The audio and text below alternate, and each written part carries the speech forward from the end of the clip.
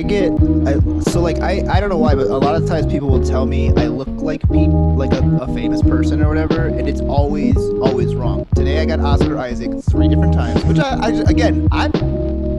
happy. Thank you. He's a good looking man. I'm fine with that compliment. I don't look a thing like him. That's exactly what I said. It's probably just the hair. Other ones that I get that I do not understand are Pete Wentz. No. Nope. Boy, I don't know. I don't do that at all. You have to see him unshaven. I've known Nicky for 3 years. Pete Wentz also has to gain some shades of brownness and other things. I don't look anything like him. Another one I get is Bruno Mars, and I think that's just because we're short brown men.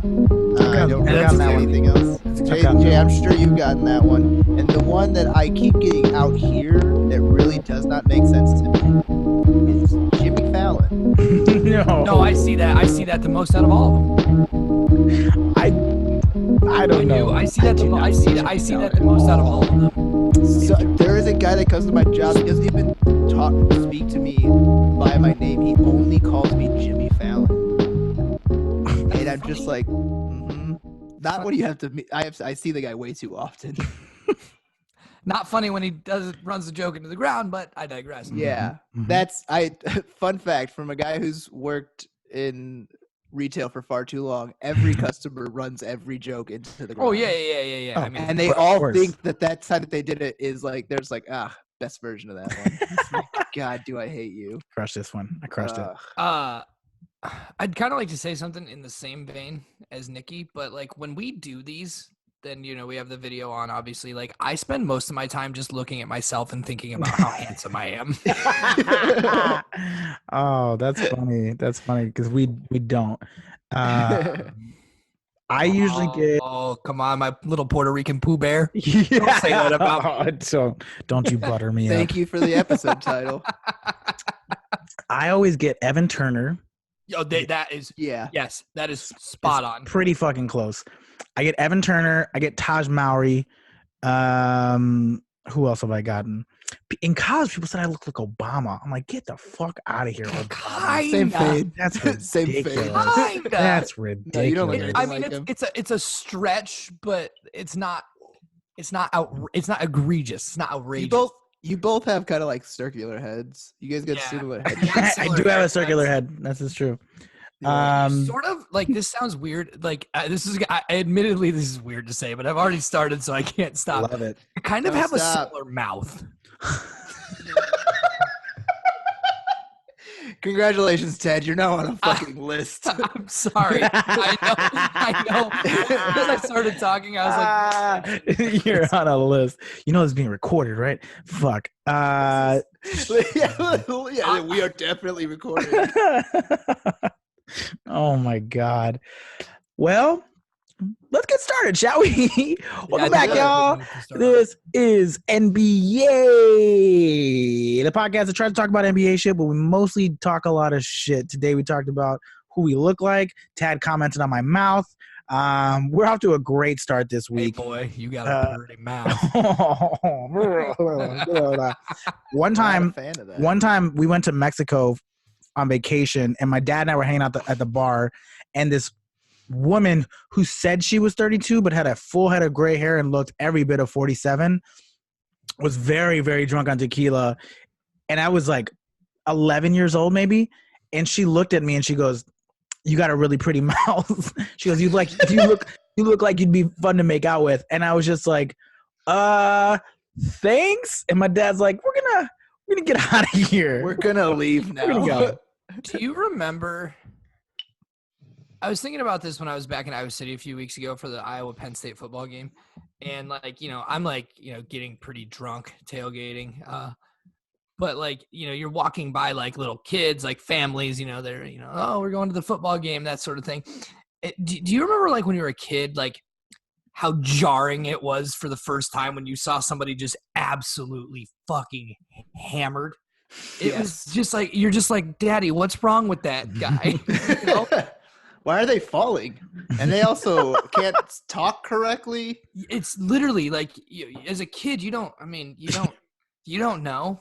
Yeah. But you're going to learn one day. Why is Uncle Phil spitting on me?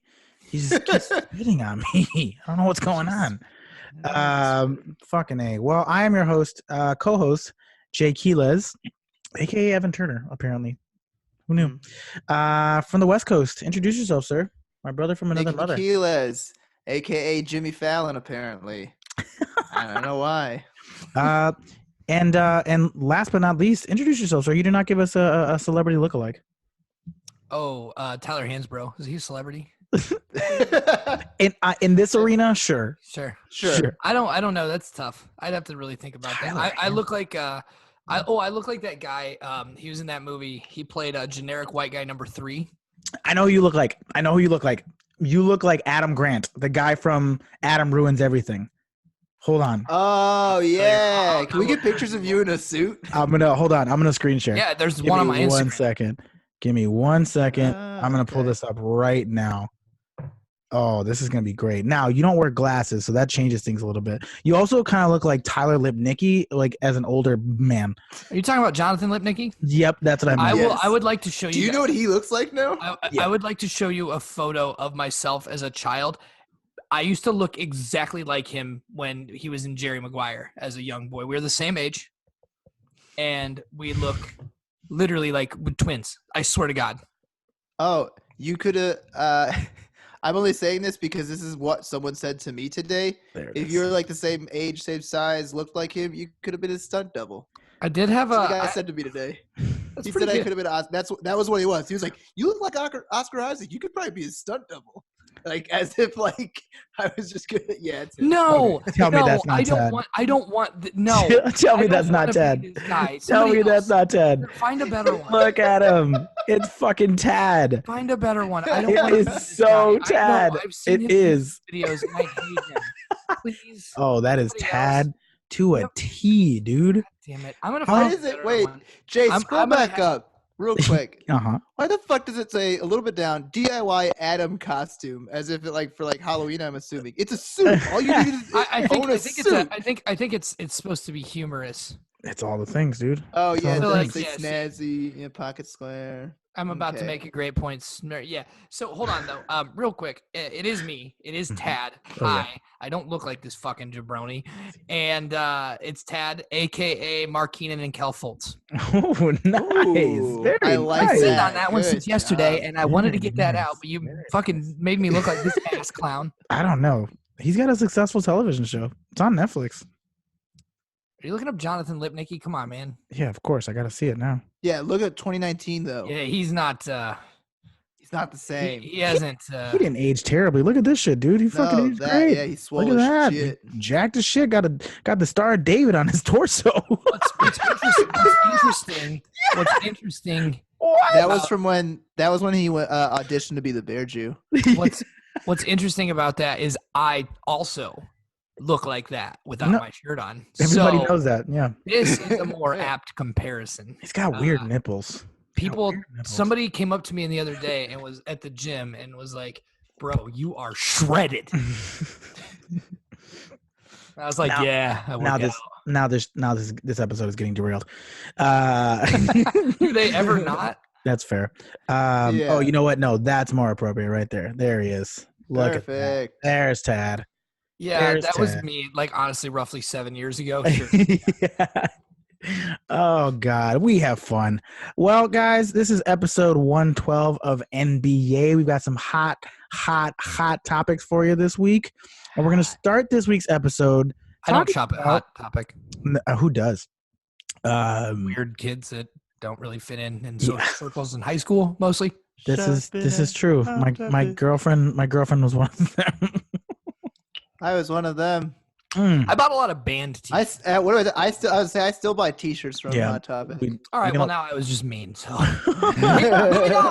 All right, let's talk about the first topic today on the agenda, which is the NBA's proposed schedule changes. So the league had some very significant meetings a couple weeks back about some changes that are potentially going to happen in the 2021-2022 season.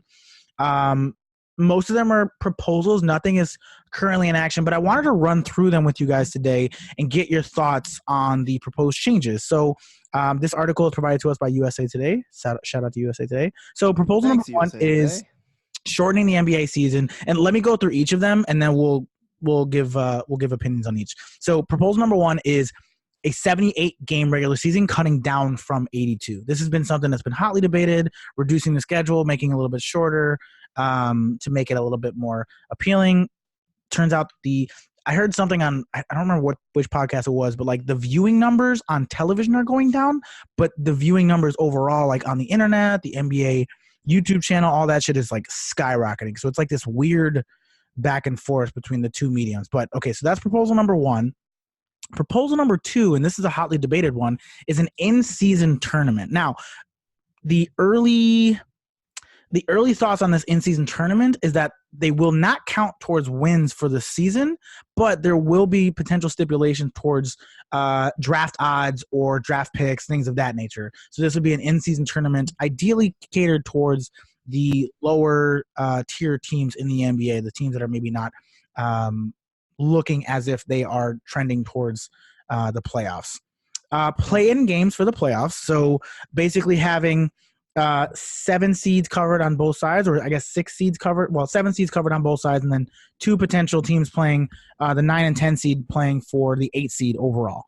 So basically 1 playing game for East and West as a way to then have a little bit of competitiveness in going into the playoffs, kind of like the Minnesota-Denver game that happened a couple years ago when the winner was basically going into the playoffs. That was a very entertaining game.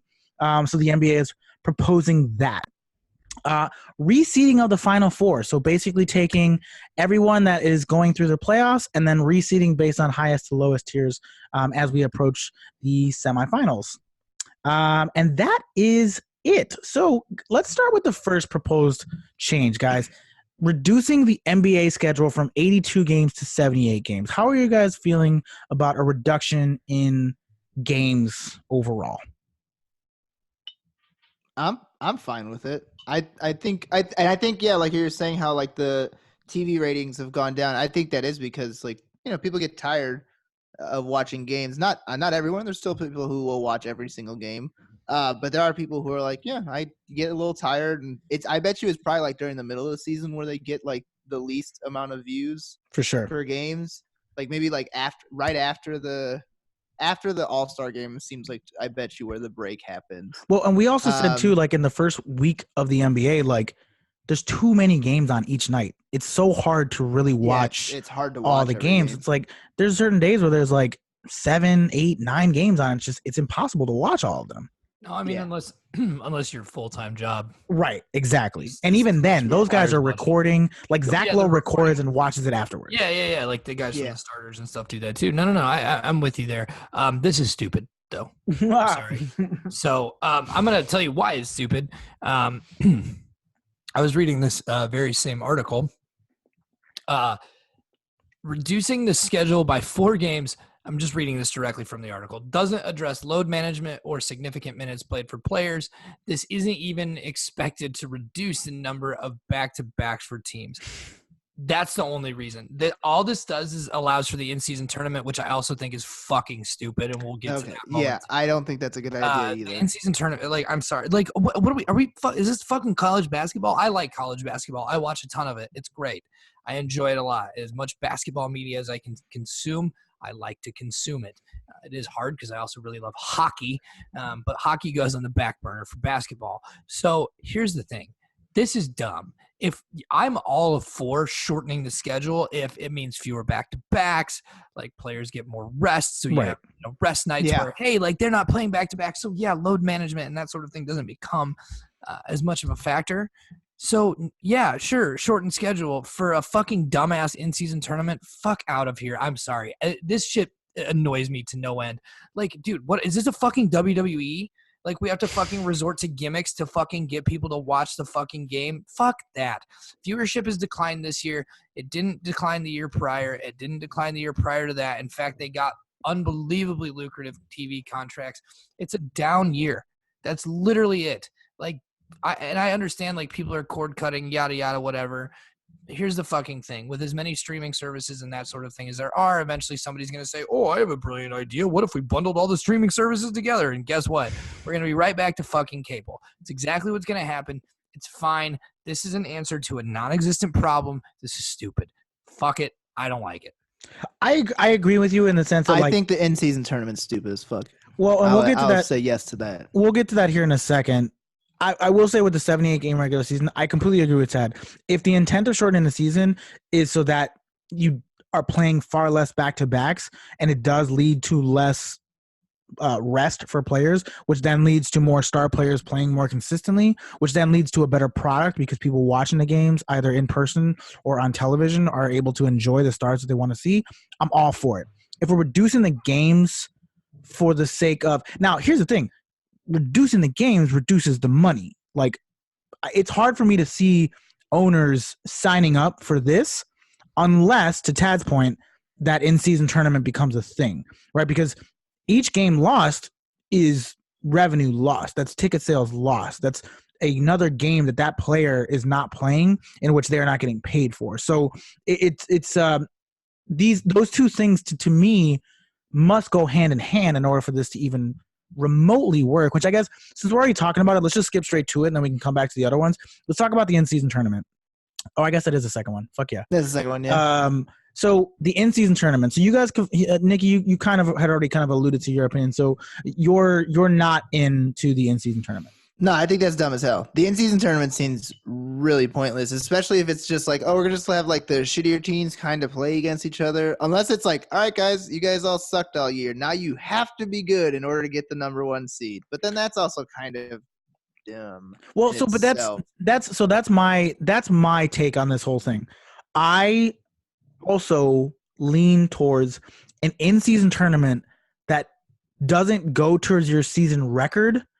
Seems pointless to me. Yeah. However, that's real pointless. However, the early proposal is, as I mentioned, the in-season tournament would be something that would then potentially lead to whomever wins or the top 2 teams or 3 teams finishing in this tournament, whoever falls into that order potentially increases the likelihood that they have a higher draft pick, which would additionally deter people from tanking because it doesn't become a thing anymore.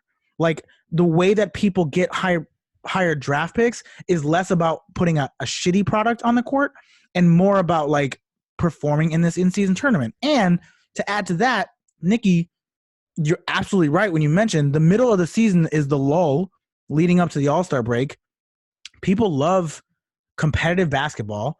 If there's a tournament with something on the line, now you've got some games in the middle of the season that actually have some meaning, which could potentially lead to a better product being on the court. That's my biggest rebuttal with the whole thing. I do agree that it's like a silly idea because like it's counterintuitive. You're cutting games, but also you're adding an in-season tournament, which really just lengthens the season.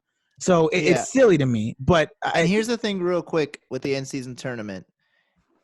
A big problem. Let's say you do put it about the third quarter, the second half, beginning of the second half, or somewhere in, I guess, right around like a third of the way into the second half.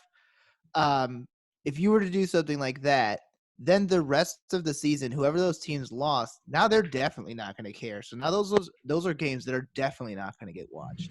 Yeah, but they were going to be shitty anyways. I guess. You know what I mean? I think to the point that I made about the shortened season, these two things have to go hand in hand because these owners want to make their money back. And this is a money-making opportunity. It's a money grab. It's a money grab tournament. Could be interesting. It could be interesting because it creates that competitive basketball in the middle of the season, which is typically like the doldrums of the NBA season. It's when shit gets boring. Yeah. But that means at the halfway point of the season, you're going to be like, all right, we don't think these 5 teams are going to do shit. No, it's not about that. It's all about standings. Where are you at right now? Do you want my opinion? Please. This is fucking stupid. Done. You want a fucking mid-season tournament? Move to fucking Europe and go kick a fucking ball around the ground. Soccer sucks ass. Soccer leagues make no fucking sense. I love it. It's stupid. This is so fucking dumb. Holy shit. Like, what does this do? I have zero interest in watching this. And, okay, let me put it this way. I have zero interest in watching this, and I love basketball. I watch it every day. Literally Literally every day. I pay $200 a year so that I have access to every game. And half the time, How about I watch this? my shitty team that I like. I watch their game, but I still pay the money.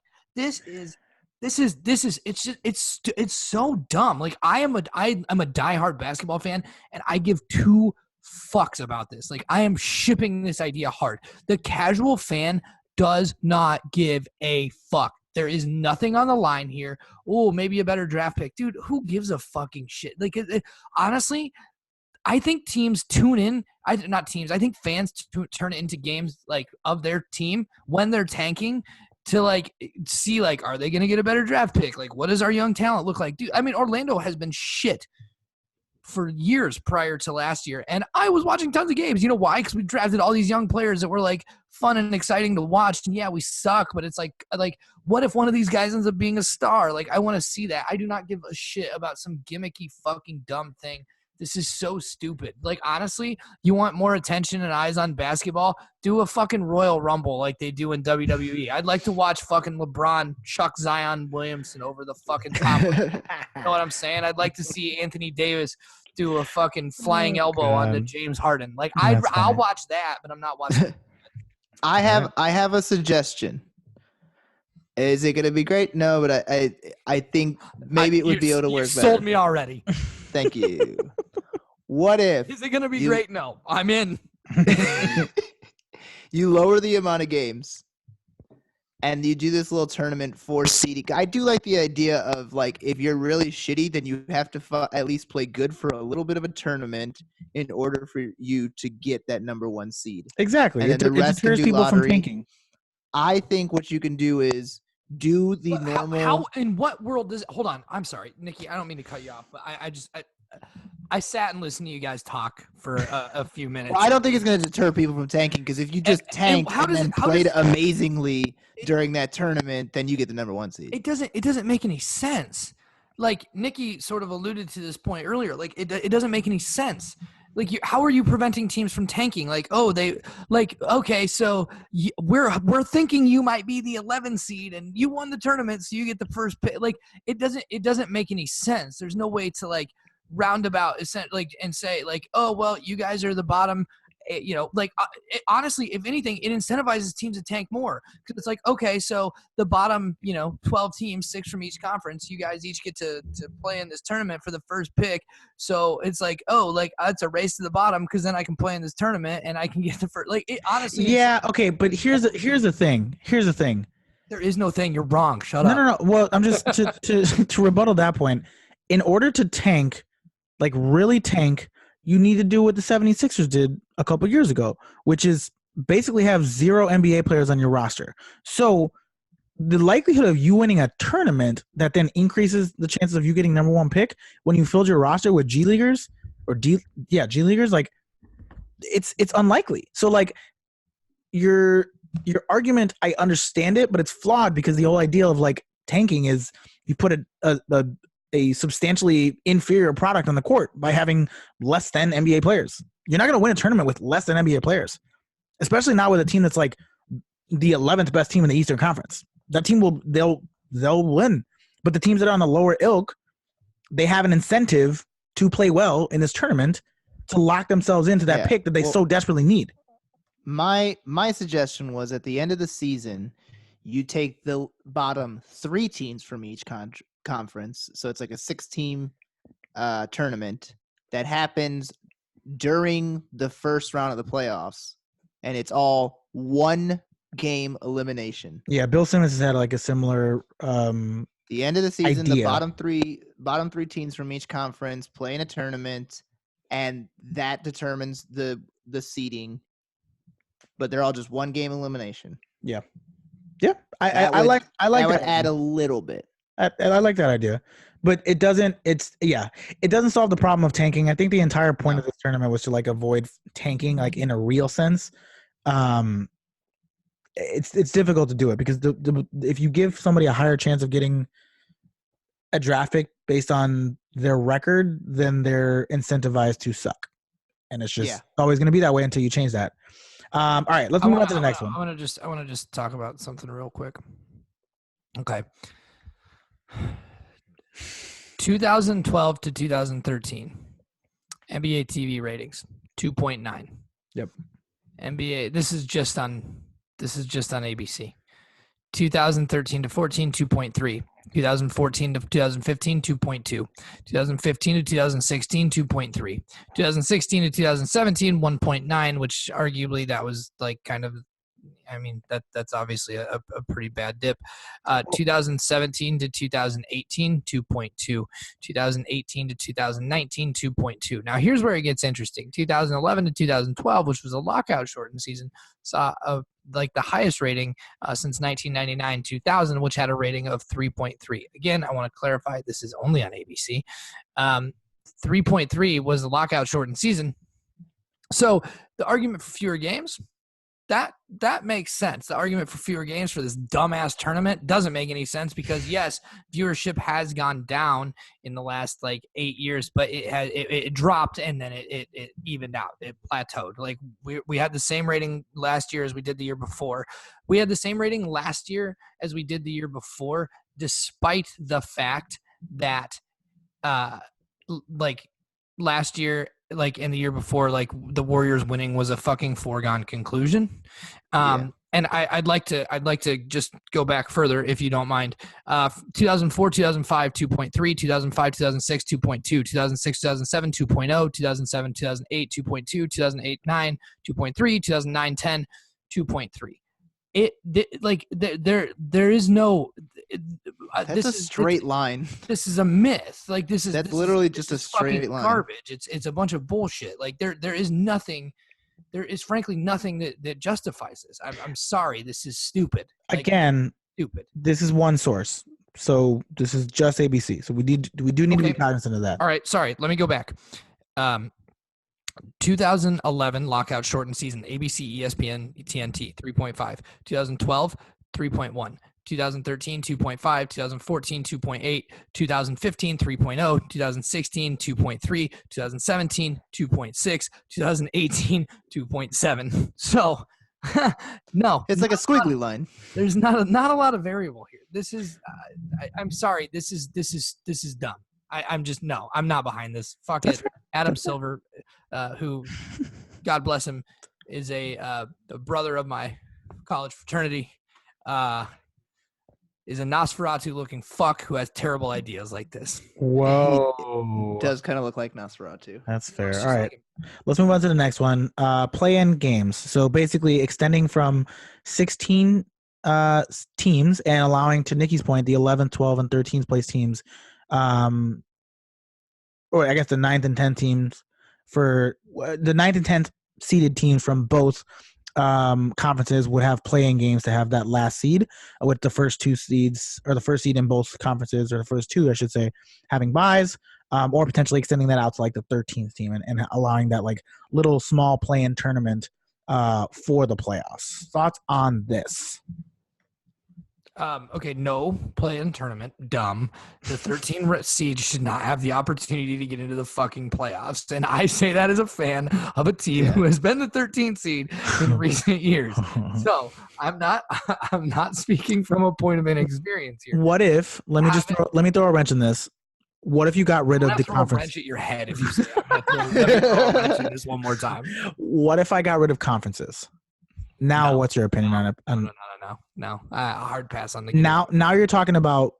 I used 16 best teams in overall. I used to be an advocate of that, but the problem is like it creates too much issue with travel and logistics, and that doesn't exist anymore. These guys all fly private. It's fucking super cushy. It does. Well, it's still jet lag will exist from that constant movement. Yes, like I look at like.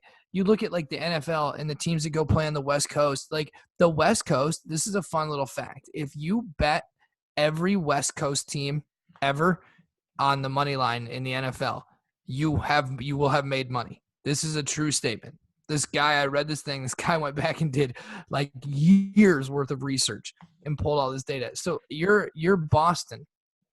You fly to LA. You play the Lakers, and then you fly to Dallas, and you have to play the Mavericks 2 days later.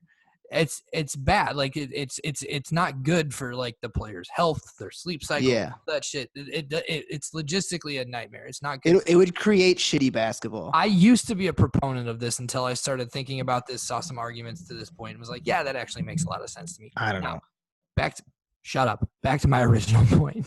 Sorry, I don't know. I'm fired up. Hostile. You know, I did get up early, and I literally worked today from 7:30 until 8:30. Like, I got up early to go to work.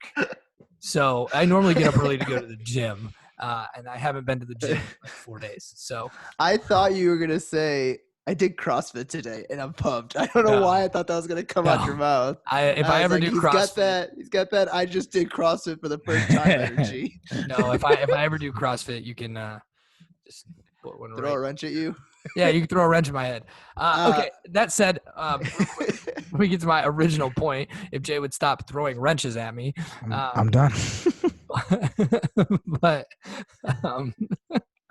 the 8 and 9 seed playing to get in, sure, I like that. I think that's fun. You mentioned the Timberwolves Nuggets game earlier. That was cool. I enjoyed watching that game a lot, and I think that's cool. 2 games, no. 1 game, yes. For all the fucking marbles to get blown out by the 1 seed in the first round of the playoffs, hell yeah. Fuck, honestly, and I'm being serious here too. Honestly, 4 and 5 seed, make them play each other in a 1-game series to see who gets the 4 seed and the 5 seed. Like, that's exciting. That's fun stuff. Now, obviously, the 1 seed should get the 1 seed, but like middle seeds, sure, that's cool. I like that. Who's gonna get home court? You know, who's gonna like that? That's great. I'm all for that. Yeah, you know. Dope. I agree Hell, with Nicky honestly, earlier. make the NBA draft go back to a fucking coin flip for the number 1 pick.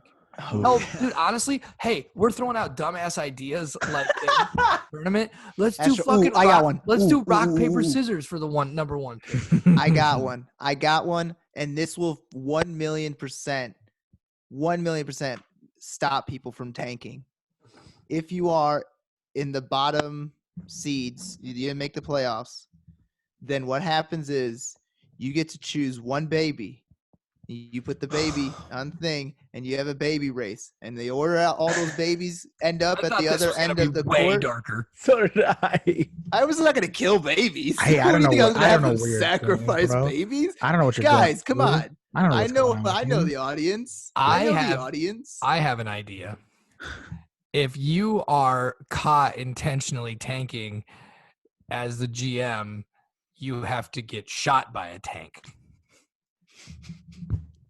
So I'm suggesting that we kill GM. Oh my god, Jesus! Look, man, we're throwing out dumb ideas. The NBA is throwing out dumb ideas. I got some of my own. Shooting at someone with a tank, you would work well in the Chinese government. Jesus. All right, let's move on. Let's move on to the next one. Wait, do you guys like the playing game or no? I do. I actually think like that. I think a 7 and 8, sure.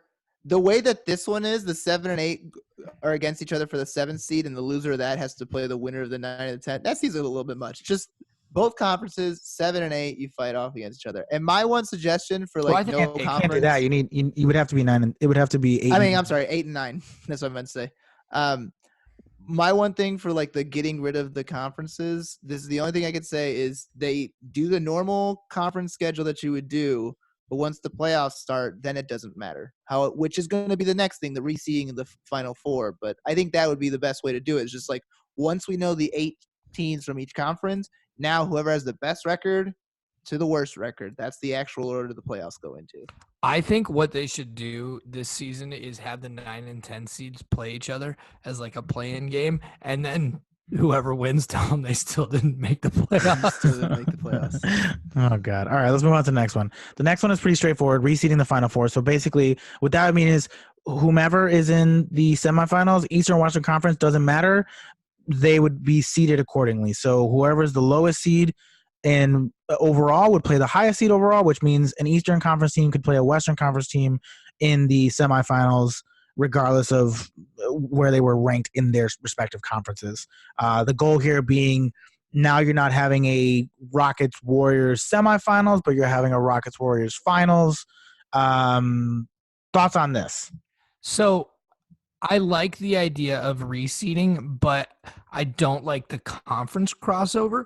What I do like is doing what the NHL used to do.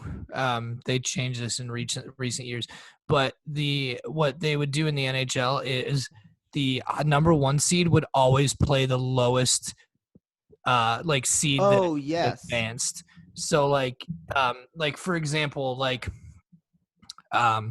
I can't think of an example off the top of my head. Sorry, but So that's what they would do. 1 beats an 8 seed, they would have to play either a 4 or 5 seed.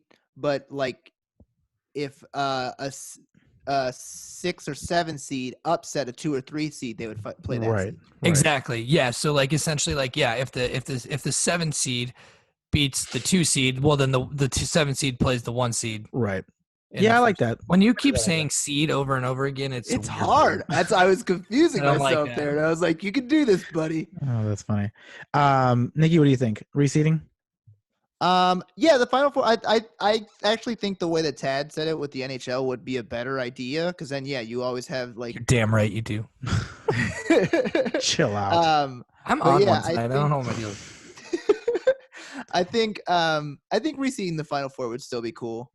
I'm sure that would work well. Yeah, I'm into it, actually. I really am. My only rebuttal is like, then we wouldn't have gotten Toronto versus Golden State last year, which is a really fun finals. But also, what they said right there would have been Milwaukee versus Portland, so it probably would have been Milwaukee, Toronto. Right, that's a good point. Or it would have been Milwaukee Golden State, which would have been another good series. But yes. the other argument is like, those 4 years in a row where we had Cleveland Golden State, that goes away. That whole thing disappears, which makes it for a better product. Here's the thing. Let me say this. I don't hate this idea. I like the way that I suggested it better, but I would be okay with this. Yeah, I'm comfortable with this idea. I like that. This is fine. Because I mean, at the end of the season, you want the two best teams battling out for a championship. That's what you want.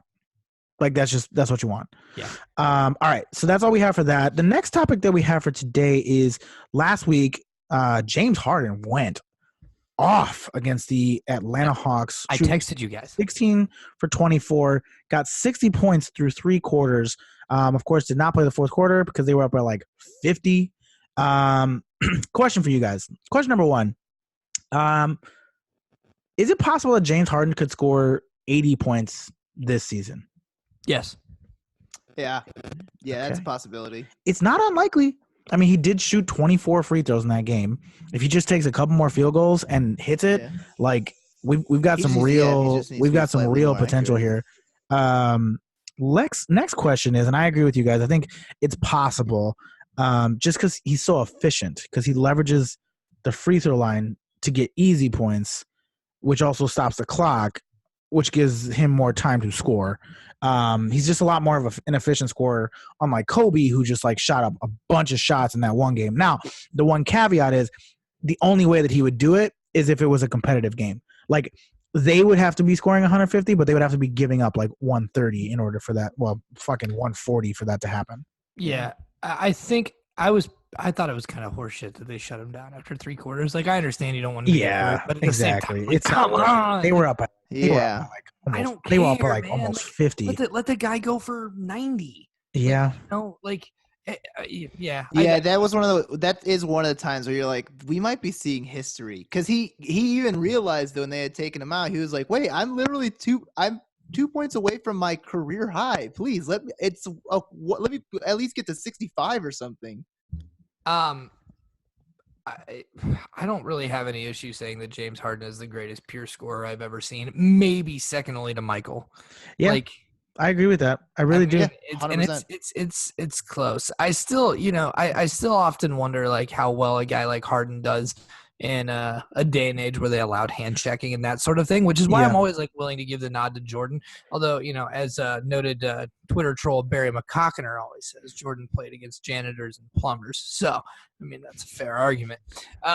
Having said that, what is really truly amazing is I don't know if you guys saw his stat line from tonight, but he only had 23 points and he shot 7-11 a 7 of 11 from the floor. He was like terribly efficient.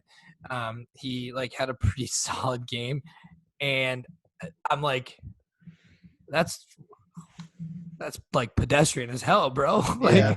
you know what? Like, Jay, scroll down a little bit. Look at his last couple of games. Well, I was gonna get into this too, but that's just like it's truly astounding that he went out and shot 64% from the floor, and he scored 23 points, and he had 7 boards, some assists. He had 5 steals, and I'm like, oh man, that's it.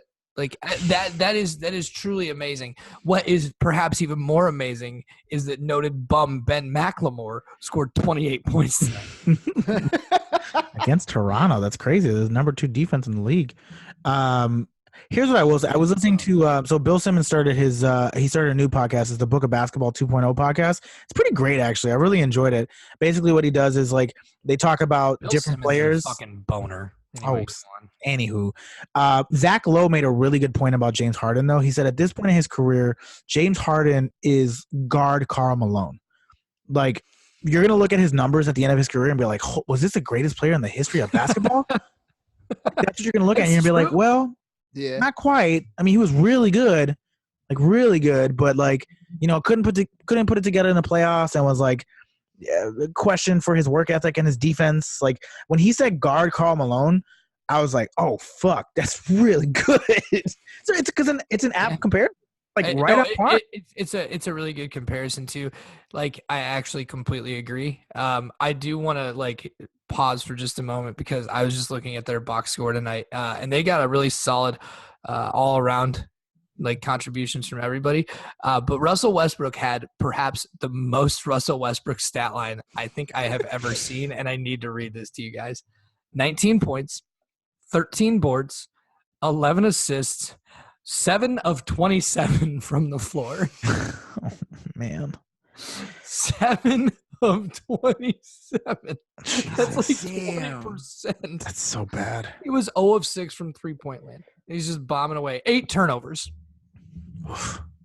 Yeah, that's very him. That's so bad. It's so him though. And that's him. That's him deferring to James Harden. By the way. Yeah. No. Exactly. That's him being that's him being the second option. That's. Oof. It's no wonder OKC couldn't figure it out. I was listening to. Who was I listening to the other day? I can't remember which podcast I was listening to, but they made a really good point about Russell Westbrook, where they're like, he had so much.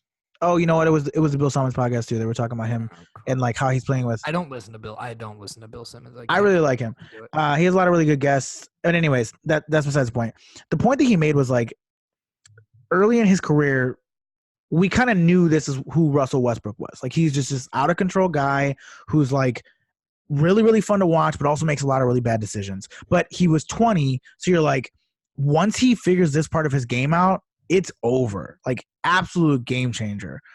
And he never did, which is really disappointing. And I'm glad you brought this up because I was going to make a point in the same vein. So this is a good segue into my point, which is the reason that he never figured it out is because he played for Scott Brooks.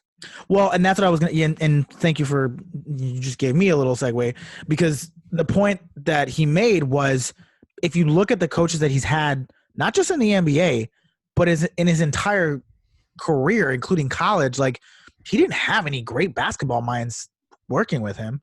Like there's the best coach that he's had to this point is probably Billy Donovan. And even then, like you're not talking about a guy who's like teaching discipline and like decision-making. It's not what he's doing. It's just not what he's doing. It's not what Scott Brooks did. I think he's coach at UCLA with Ben Howland. Was it Ben Howland? Yeah, I disagree with you. Not a good basketball mind, but the difference being when you're a college coach like that and you have Kevin Love and Russell Westbrook and Darren Collison, right? You just let them go. You don't have to give them any structure. No. You just roll the ball out and go, see ya. Yeah, exactly. Have fun, kids. Yeah, literally. Yeah. So no. Yeah, I agree. But in any case, James Harden, the Karl Malone of it's pretty good. Today's age is it's pretty good. Shout out to Zach Lowe for that one. Jay, you need like an internal like thermostat or something like. I'm just looking at your targeted ads here. Cyber what Monday. is this? Listen, that is a ThermoWorks ThermoPen is the most accurate meat/food thermometer on the market. It is restaurant quality. I've been looking at it for fucking months. I can't pull the trigger though. I'm too cheap, but I want to buy it. That's so good. bad. Be cheap. You do not need a goddamn restaurant quality thermometer. Buy it. The Jay. fuck? I disagree with you, Nikki. Don't buy shit. Listen, I gave Don't buy shit. Amber food poisoning twice. I can't afford to kill my girlfriend. I Guys, can't do it. Can we do a segment on this podcast called the ASMR Minute, where we just do ASMR? Just talk like this. We talk like this the whole time. We don't even talk about basketball. Guys, since we have James Harden up and we've been talking about him in honor of James Harden, I'm gonna rub my beard on the microphone. Oh no, I hate this. Oh God, I hate this so much. Oh, I don't fuck with ASMR at I don't like all. ASMR. I low-key don't love that shit. ASMR. It makes me so uncomfortable. I low-key love it. There's this chick on YouTube. She's British, and it is phenomenal. I realize I'm admitting this to everybody who listens to this podcast, guys, but I low-key would rather have somebody like walk in on me watching porn than catch me watching ASMR. That is ridiculous, sir. That is ridiculous. Serious. We were at Kelly O'Bleep's house a couple weeks ago, and we were fucking with her because now she's got the trach, and we were just like, you know what, you should start like an ASMR YouTube channel. You'd probably be super successful. Monetize the shit out of that. Maybe a podcast. Anywho, I digress. The money.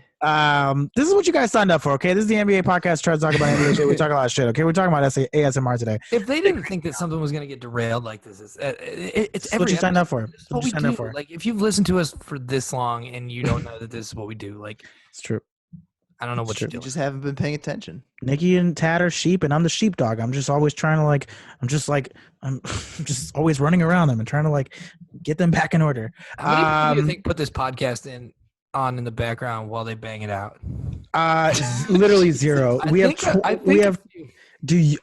trying to tell us that you do? Is that what you're trying to do? Is that what's happening right now? Like, no, how many people I do. Do you think do this like I do this? I do. I do love the sound of my own voice. This we know. But no, I don't.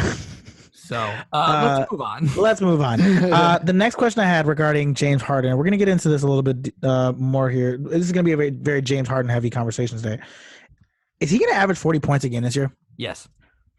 At one point, I don't know if he'll keep it, but I think at one point he will be. Yeah, I 100% think so. I mean, we were looking at his numbers a little bit. Look, over his last 10 games, he's shooting 45% from the field, 38.9% from three. He's averaging 41.6 points per game.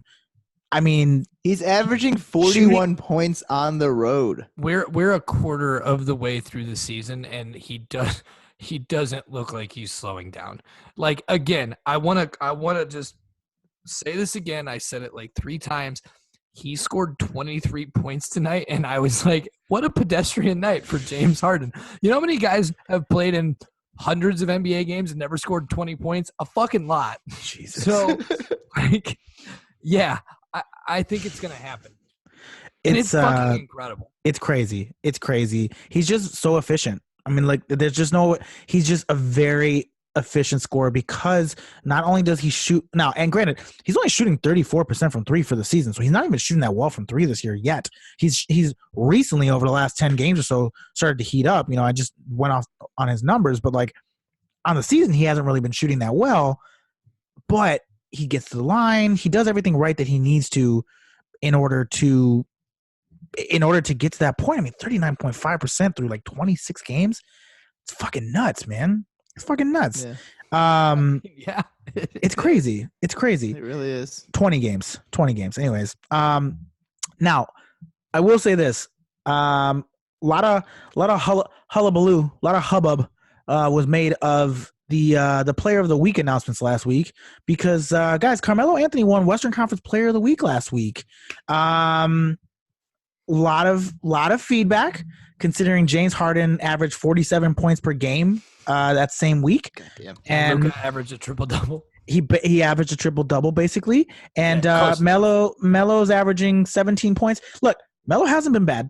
Melo averaged 22 points per game. Solid. And his numbers for the season. 8 boards and 4 assists or something when he won Player of the Week. He did play the Bulls twice, so yes, that definitely helped. And the Thunder, who are not. Oh, and the Kings. Yeah. Wow. So, well, I guess the Kings. That was tonight. That was tonight. Yeah. So that was yesterday. And 2 days ago was okay. So whatever, they played the Bulls twice and the Thunder. Anyway, Nikki, I'm curious to hear your thoughts. No, I'm happy for him. I like Carmelo Anthony. I say we because I think Jay bought them, but I wore the fuck out of that Denver Nuggets jersey that he had. You did, Jay, yeah. I think right. I would always wear that jersey. I don't know. There was something about. I think it's because, truthfully, look, even when he was good, I was just like, this the guy is just like me. Shoot the ball till you die, even if it's not going in. I like this guy, and that happened. His career was almost over, but like, I remember last year when he got taken out so quickly from the Rockets, I was like, he can 100% still play. He can be on some team. And now he's the reason that the fucking – I mean, I know they've only had like a couple of games, but they had a 3-game winning streak. Yeah, the Warriors have won 5 out of their last 6. Like, Melo has made a meaningful impact on this team. Yeah. Well, it's not all Melo, but he's made a meaningful impact. I'm saying like him showing up is the reason all of this is happening. I mean, it's better than fucking Mario Hezonja. Mario Hezonja was their starting power forward. Fuck out of here. Mario Hezonja is the worst player in the NBA. He probably is. He's the worst player in the NBA. But I don't want to talk about Mario Hezonja because, gentlemen, right now we stand a king. We stand a king. Not we stand a key. We stand a king. I am here for this. I love this. That is, you know what? I love Luka. James Harden is having, by all accounts, a very historic season. But my man's is back. He's playing well. Back. He really is. 22 points. He averaged 22 points. You give the man the fucking award. Hey, Carmelo, welcome back. Tip your cap. Say, hey, how are you? Thanks for coming out. Dude, fucking right. Yeah, I'm here for it. Fucking right. I am here for this. I have slandered Carmelo Anthony a number of times on this very podcast. And I am here today to tell you I'm back. I'm back on Carmelo Anthony. I'm excited. He's back. We're back. That's great. I love to hear it. All right, let's move on to the next topic. I guess that's all we're going to say about Carmelo Anthony. Holy shit. I guess what we should say is that he did get his contract guaranteed today. So the Blazers had until January to make a decision on what they wanted to do about his contract. It was a temporary contract. They have since, as of today, extended him a full contract for the duration of the season. It is a guaranteed contract. I saw that tweet today, and it came from Woj. I just want to say this. I fucking hate Woj. Whoa. I appreciate the bombs he drops. I used to read him for years, but he is just such a fucking nerdy little smarmy fuck. Like, dude, like if honestly, if you like, you are the one nerd who didn't like somehow manage to not get shoved into fucking lockers your entire life. Like, dude, that guy is just his dumb fucking smug face. And like, if teams don't give him like sources and information, he fucking slanders them on the internet. He writes scathing articles about them. Like, go back to Yahoo and read some of his shit about the Cavs and LeBron. Like when they were really only like gave info to Wendy. Like they didn't give him a ton of info. He would just rip them apart. He used to do it to the Spurs. He is a fuck. I do not like that guy. That said, Woj, you ever want to invite me on ESPN to be a guest? I'm here for you, boy. Oh, look at you crawling back on your knees. Oh no, I mean, I'm pretty much. I'll sell out for anything. Like, but of course, I have no sort of constitution. But of course, kind of thing. Like, every man has a price, and mine ain't that high. Let's move on to the next topic, guys. There was some heated debates this week about some of the refereeing and officiating and some of the replays that happened this week. A couple instances, namely 2 big ones. Last night, LeBron James, this clip was kind of all over the place, was dribbling down the court, picked up the ball a la a pickup game at the YMCA, and took like 4 steps to initiate the offense. No call on that one. But the more he held the egregious ball one, like it was a plate. That's what I'm saying. It was crazy. It was just like, yo, it was crazy. Yeah. That one was bad. That one was bad. The bigger one, though, is the James Harden dunk from the Spurs game the other day. This has gotten a lot of press because a report came out today that the Rockets are actually going to protest this 100% and go forward with trying to get the result of this game reversed because they did in fact lose by 2, which they also went to a double overtime, right, which was wild, all because of this blown call. Now, for the listeners who didn't see the replay, on a fast break, James Harden went up for a dunk.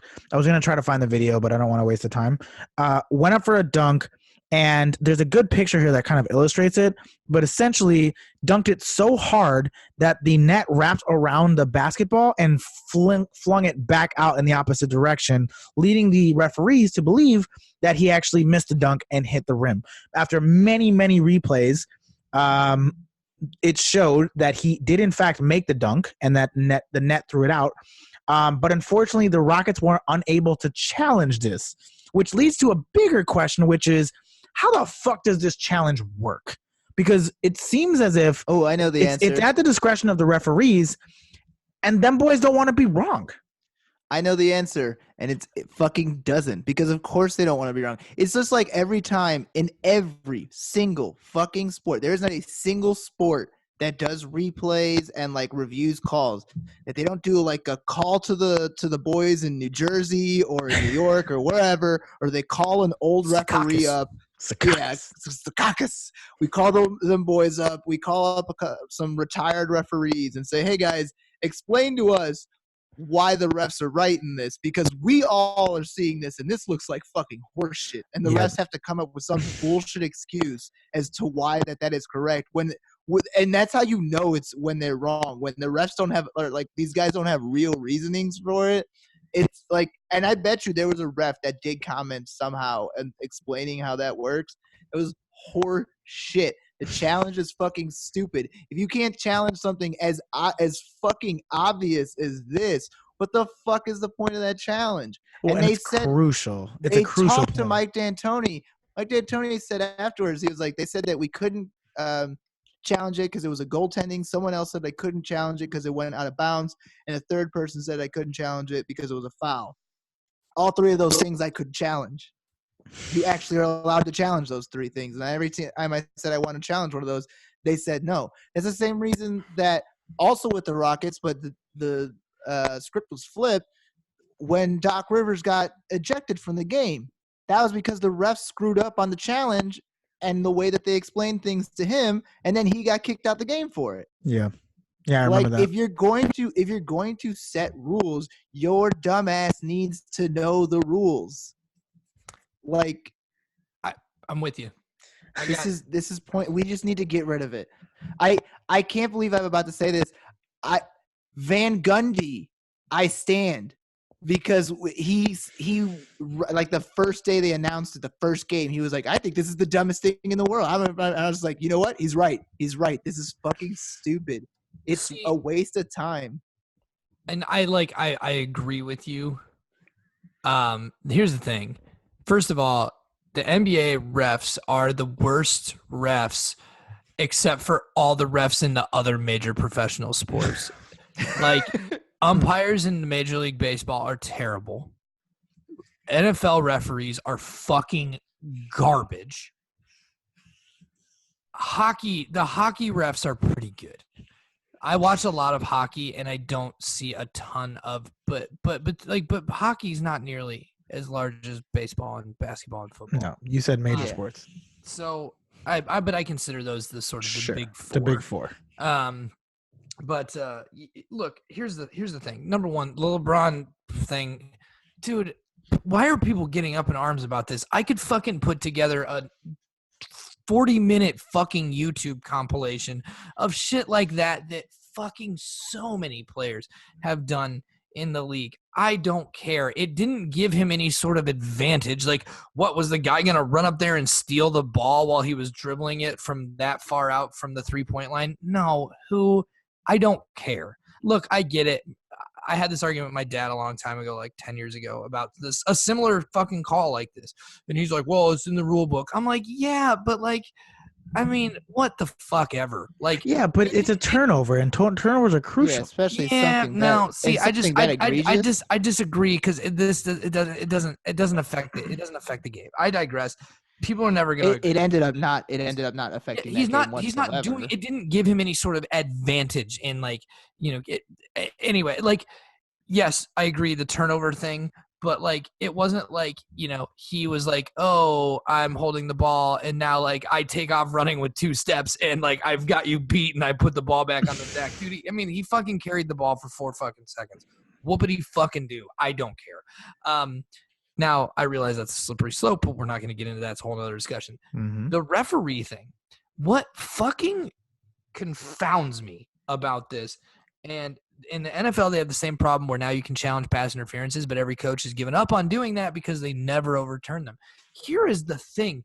How much credibility does it fucking give you? Like, they're so worried about protecting, like, the credibility of these refs and, like, the integrity of, the officiating and whatever the fuck else. And, dude, holy fuck, do you know how much more respect I would have for you if you said, hey, yeah, we looked at it and, in real time, we saw something different, and now that we've looked at it, like, we realized we were wrong. Dude, you know how much credibility that gives you?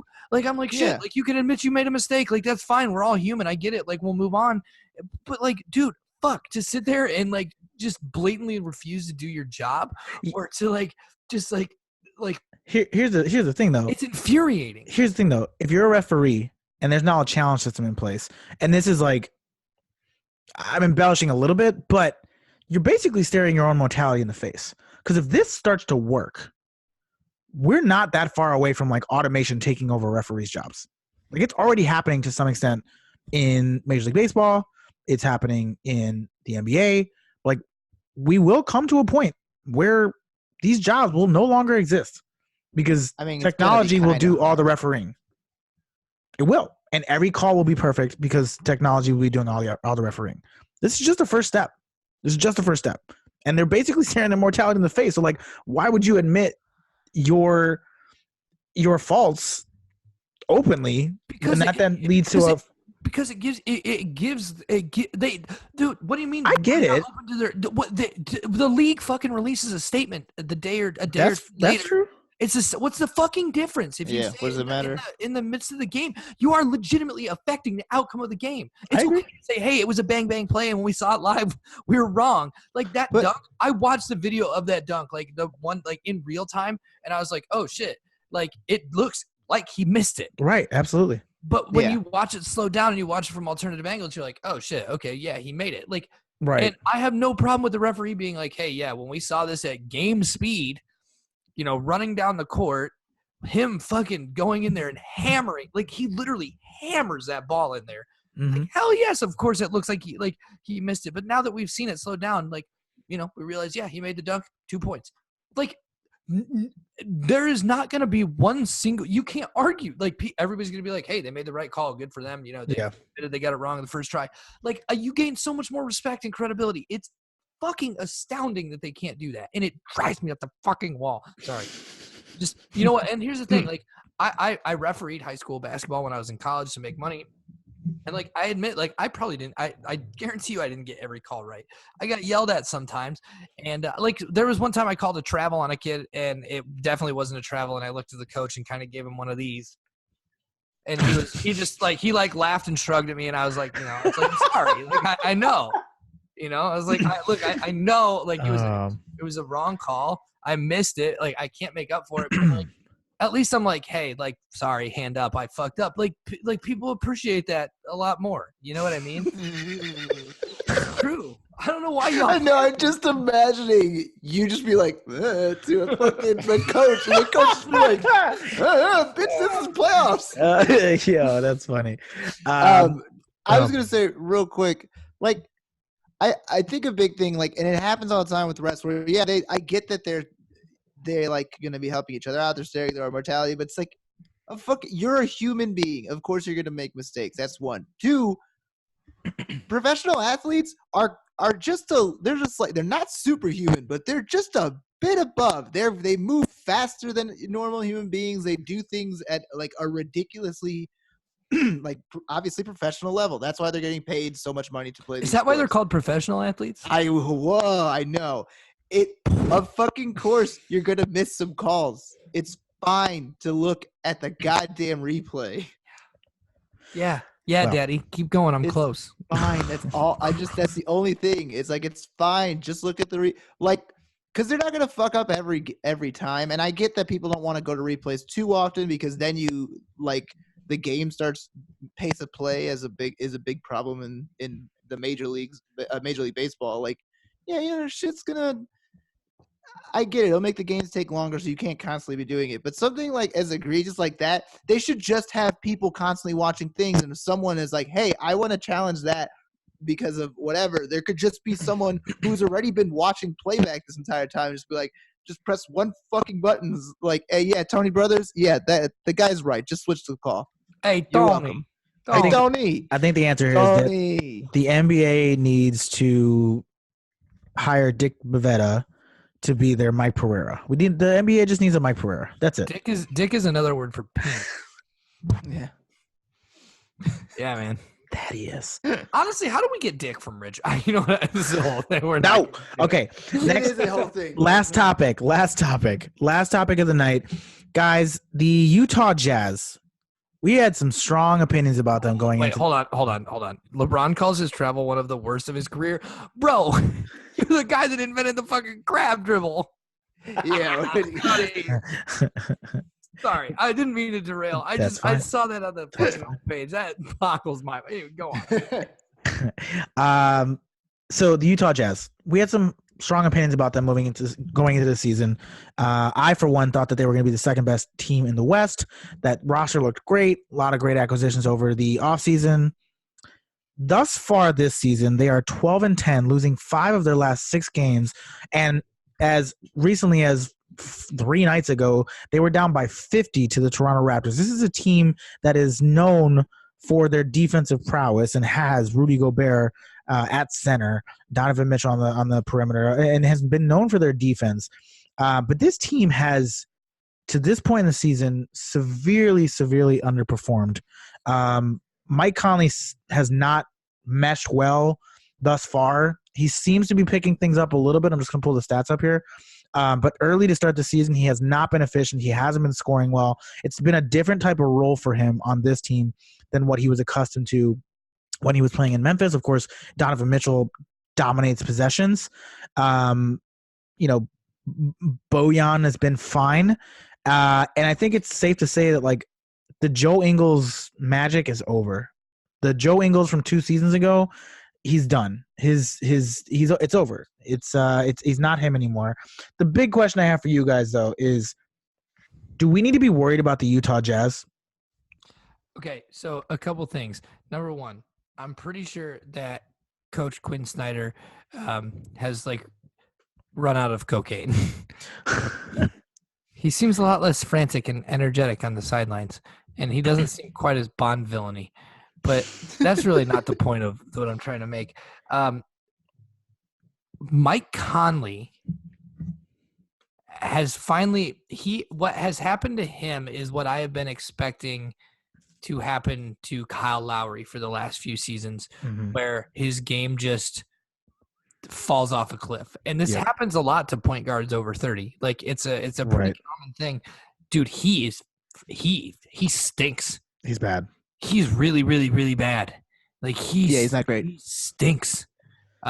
His numbers are what's astounding is he's shooting 46% from the 3-point line, and he's shooting sub 40% from the field overall. Yeah, that's really, really, really, really, really bad. Yeah, he looks. I don't know. They just this team is not good, and I really thought they were gonna be. Yeah, Jingles, man. I think we kind of should have known. I think deep down we always sort of knew that his one season was a fluke. Yeah. But it was was neat. You know, we just liked it. It was just like it was this fucking white guy that looked like your fucking 8th grade social studies teacher. And instead, he was scoring like 18 points a night in the NBA. He's really bad. He looks slow. He looks he's horrifically unathletic. He's not scoring the ball well. Shit. I mean, there's a fucking error when you try to like honestly, you can't write this shit. Page error is the most like that's the perfect. That could not have gone better. Oh, that you can't write that shit. Is it gonna happen again? If you are listening to this podcast and not watching the YouTube video, pause it now. Go to the YouTube video at that exact moment. And that's great. Because that was truly incredible. That's funny. Yeah, I agree with you. I mean, the guy looks like he should manage a fucking Target. I mean, look at him. He looks like the Australian Jake from State Farm. That's what he looks like. He looks like Joe from State Farm. Joe from State Farm. Who's that guy? Brian Cardinal used to play for the Mavericks. Oh yeah. Trey Kirby always used to refer to him as your dad. He would like tweet about it. He'd be like, "Your dad getting some minutes tonight," and then yes, so fucking accurate. That's good. It's good. Yeah, I agree with that. I mean, it's they haven't been great this year defensively. Like, look, they're still formidable because of the presence of Rudy Gobert and Donovan Mitchell. Like that alone makes their defense strong. But as a team, their team defense has been not great. Rudy Gobert and Mike Conley haven't really meshed well like Ricky Rubio and Rudy did. Like Ricky Rubio knew to feed Rudy regularly. God, I can't believe I just did that alliteration. That was pretty good. That was oh boy. Oh Lord. I'm proud of that one. Yeah, which is weird. Like, I'm sorry, I don't mean to like interject on your point, but it's weird when you consider the fact that he played with two pretty good scoring big men in Zach Randolph and Marc Gasol, and yet like him and Rudy can't get on the same page. Sorry, you proceed. No, and even to your point, like, I mean, he's a guy who played in a very advanced defensive scheme in the grit and grind Grizzlies system. Like, he knows how to play team defense. It's just it's he hasn't meshed well with Donovan Mitchell being kind of the secondary ball handler on that team. He hasn't really meshed well with Rudy Gobert. Like I said, Bojan's been Bojan. I mean, he was putting up 20-plus points last year with the Pacers. We kind of knew what to expect out of him. He's second on the team in PER. Actually, I think he might be third. But, you know, he's doing what he's doing, like shooting fucking, 46%. 47 and 46%. Like, I mean, like, dominating. What more you want from the guy? Dominating. So is it – yeah, I mean, is it depth? Is it – Mike Conley stinks? Is it like just like I mean, their depth is pretty bad. It is and it isn't though. George Niang's bum ass is getting minutes. Fuck that loser. He was playing meaningful minutes for them last year. But like, they signed some guys where you're like, oh, okay, cool. They brought in Ed Davis, who's like a very good, serviceable backup center in this league and has been for a really long time. And they bring in fucking who else? They made some weird signings too, though. Like, you bring in Jeff Green, you bring in Emmanuel Mudiay. Like, they lost. Emmanuel Mudiay stinks. He's bad. They lost Stabo Sevolosha. Like, there's some like real players that they lost on this team, and they're replacing them with guys like Tony Bradley and George Niang and Dante Exum. Like, he's a lost cause. Like, the ship has sailed on Dante Exum. That's over. But yeah, their depth is not what it was last year. They were a much deeper team last year. You had Kyle Korver, you had Thomas Cephalosha, like NBA players, like real NBA players. I feel like Nicky wants to say something, but I'm not going to let him because I have something. Well, all I want to say was the last two seasons, they were just okay in the first half of the season. And both seasons, they like stepped it up in the second half. Yeah. Well, you don't think they're going to do that shit again? You're right. You're right. Like, the last two seasons in the second half, they go on like massive winning streaks. And both seasons, last season they went so quickly up to the up in the standings only because of the second half. The first half they were kind of like whatever. You're right. I think at the All-Star break last year we were like, I guess the Jazz aren't what they were last year, but it was like the year before they were nothing until the second half and they won like 30 straight games. No, you're right. I agree. Have we considered like that maybe it's a hydration issue because there's so much salt in the water. Boo. The thing about the Salt Lake is that it's a lake full of salt. Oh. So people forget that, and I'm just saying, if you're drinking salty water, like you literally just makes you thirstier. Yeah. It's bad for you. It does. So, it does. You know, maybe they switch to Gatorade on the sideline. I don't know. Smart. Look, I'm not a doctor. I just play one on TV. You don't. No, I think, like, to Nikki's point, this is a team that has over the last couple of seasons has been much stronger in the second half of the season. So there's still the potential there. You know, they're still in the playoff race. I think when we looked at the rankings like 2 days ago, they were at like the 6 or 7 seed. That's not where you want to be. And there's the bigger issue is that there's teams in front of them that don't look like they're going to be moving anytime soon. Like when you look at the standings as it currently stands, they're like 6th in the Western Conference behind the Lakers, Clippers, Nuggets, and Mavericks, which, like, of those teams, and Houston. I forgot about Houston. Of those teams, the Mavericks are probably the one that could move out of position, but like those top 3 are pretty much I don't see them shifting much. And if anything, like Houston's probably going to notch themselves right there in that 4 spot. So at best, you're looking at like a 5 seed at this point. It's not great because then you're playing Houston in the first round. It's not where you want to be. It's not a fun place to be. You would most likely play the Lakers. Right. And then it's looking real bad, like really bad. I think they're going to clean it up. There aren't many people behind them in the Western Conference that are like going to threaten them. I mean, like I said, Portland's 5-5 in their last 10 games. They've definitely been playing better. Yeah. I mean, overall, Dallas is 9-1 in their last 10 games. Holy shit. Good for them. They're really good. They've been playing well. But, I mean, also, I think it's fair to say, guys, we haven't talked about this yet. San Antonio Spurs are not making the playoffs this year. No, they're bad. Yeah, no, I don't think they're making the playoffs. They're not making the playoffs this year. They're really bad. Anyways, my computer's about to die. So, is there anything else we want to talk about before my computer dies? Markelle Fultz is going to win Most Improved Player. You guys are fucking idiots for not agreeing with me that he was going to be good this year. You can all fucking go to hell. Anybody who didn't believe him, especially you Philly trash in the city of brotherly love, whatever the fuck that means. Yeah, thanks. You got Jonathan Simmons and 2 second-round picks. Ooh, we got what looks like a potential transcendent talent in the NBA. Yay, thanks. So I just wanted to say that. I also want to give a quick shout-out to my friend Paul. He does not watch basketball. He doesn't know a damn thing about basketball, but he does occasionally listen to this podcast just to support me. His dad has been in the hospital for the past week, and I know he's out in LA right now with him. So shout out to you, Paul. I appreciate you. You're a good friend. I love you. Hope everything's all right. And also, you can follow me on Twitter at @tadhall_. Wow. Figured out a way to plug. Respect to the plug. Respect to Paul. Shout out to your dad. Shout out. Yeah, Nikki, anything? Yeah, real quick, I would like to say, how fucking dare you to both of you? Are you going to tell me that you think fucking the Bucks weren't going to come into first place and the Bucks were going to have the best record in the league? The Bucks were going to make it to the finals? Are you kidding me? You think that Luka is going to outplay my boy Giannis for the MVP spot? How dare you? He's playing stupid good. Like they Giannis don't get is playing stupid good. No, that's what I'm talking about. I'm talking about Giannis. Playing out of their minds. No, I'm talking about Giannis. Giannis is like, my bad. There's a case to be made here that like he's probably going to win back-to-back MVPs. His numbers are stupid, but the Bucks are getting like no press this year. Like literally, nobody's talking about Giannis. Nothing. Nobody's talking about the Bucks.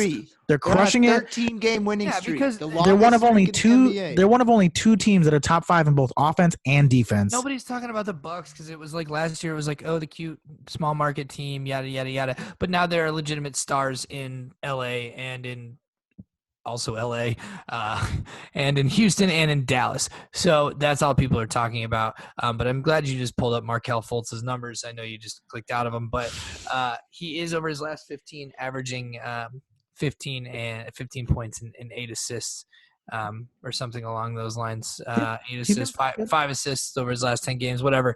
His minutes have slowly ticked up. He's the most efficient player when finishing around the hoop out of all guards this season. So that's super impressive. He's really, really good. He looks like he's going to be really, really good for a long time. We might have found our answer at point guard, which is super exciting. Also, I sent you guys a funny picture of Terrence Ross just now. I just liked it. It was very cute.